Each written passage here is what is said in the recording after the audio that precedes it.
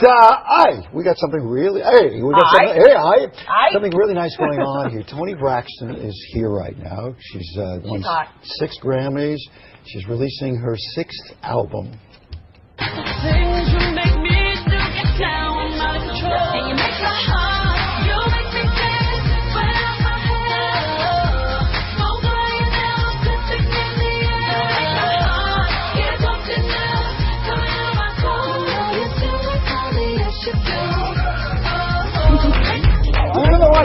Even though I know.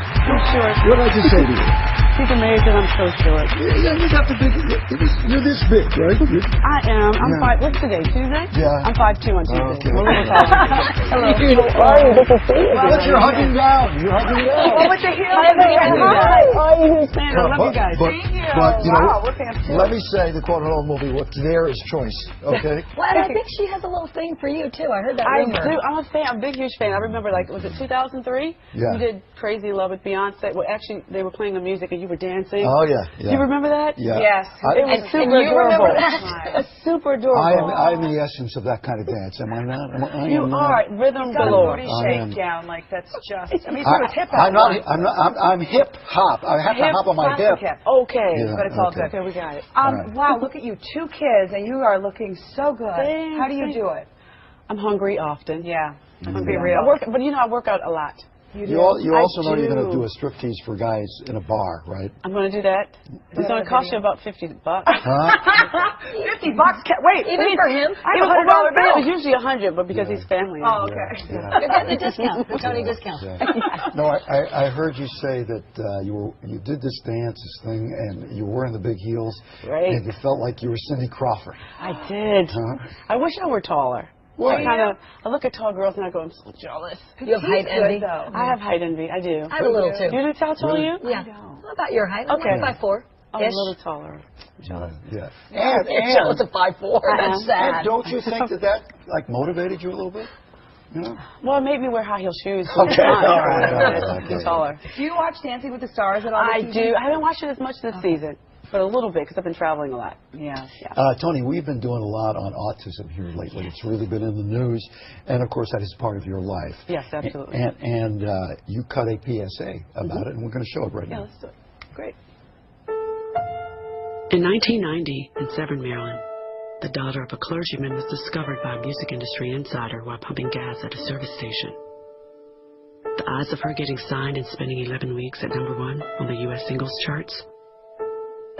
1 in 19 million. The odds of this former church choir singer going on to sell 40 million records? 1 in 15 million. The odds of the same woman winning 6 Grammy Awards and starring in 2 Broadway plays? 1 in 75 million. The odds of this musician and performer having a child diagnosed with autism? 1 in 150. I'm Tony Braxton, and I encourage you to learn the signs of autism at autismspeaks.org. Early diagnosis can make a lifetime of difference. Wow. That is, woof! I get a tear in my eye. How did you discover that your boy did? I knew because I had an older son who was like a year and a half older, and he was not developing socially like he was. Okay. Almost no eye contact. At first we thought it was his hearing. Maybe he was hearing impaired because he wouldn't respond to hearing. Isn't this the same sequence that parents go through? Yeah. First it's hearing and then absolutely. So I knew something was different with him, and I went to various doctors, and they said, oh, no, 2 kids developed the same. He'll be fine. Maybe he has something called apraxia. And finally, he was diagnosed when he was 3 years old, 3.5 years old. Okay, he has autism. Now, may I ask, and I know there's an internal sort of war that goes on about shots and things like that. Did he get shots, and do you believe in that, or?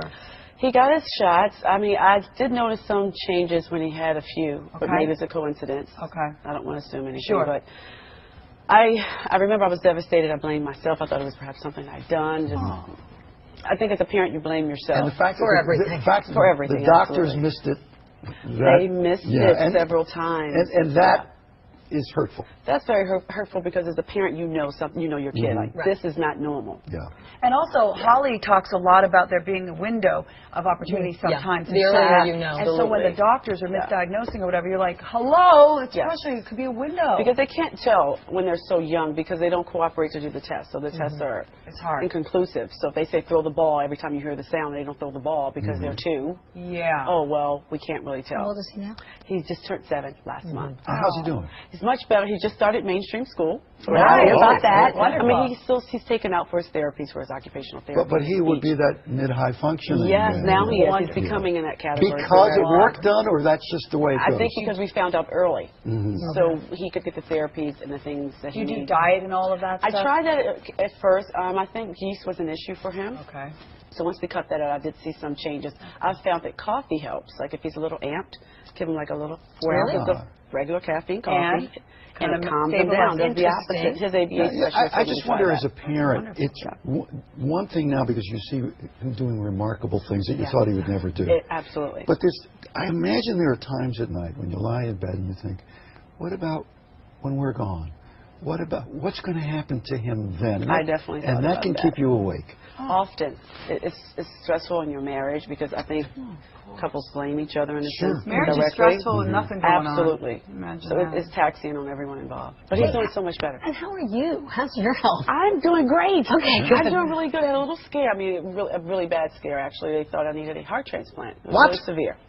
And they came back later and said, oh, we misdiagnosed you. But you've had a couple of... I've had a couple of little things. And they all happened in 2007, or 2008, excuse me. I had like a year of illnesses. Well, do you think that was all stress reaction to what was going on? Probably, because I found out about my kid, and I wasn't really taking care of myself properly, I think. And I just didn't diagnose any of my symptoms. And you go through life, you are the preacher's kid, and you got all the sisters, and you have the group, and then you turn into Tony Braxton. Right.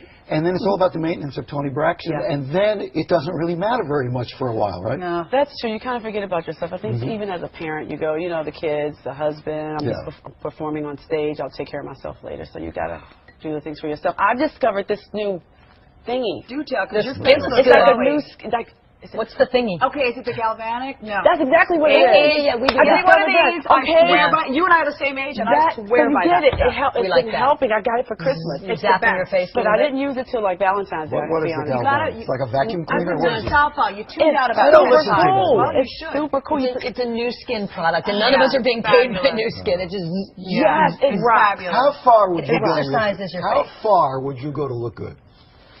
Gosh, I would go pretty far, but if I told you look good already, and but I can't have certain things with health issues.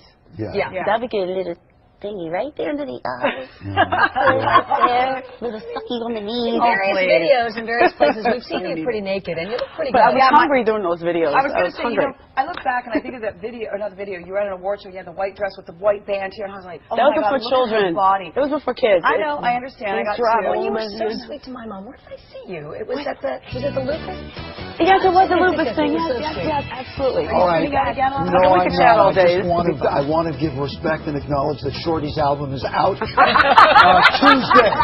It's called Pulse. Shorty! Shorty! I love that. I love it. Your girlfriend has issues with height. Okay, give her a break. I do. But I'll never walk for it. Shorty in the good way. Josh Snyder is with us. Next, Chelsea Handler is here. Chelsea.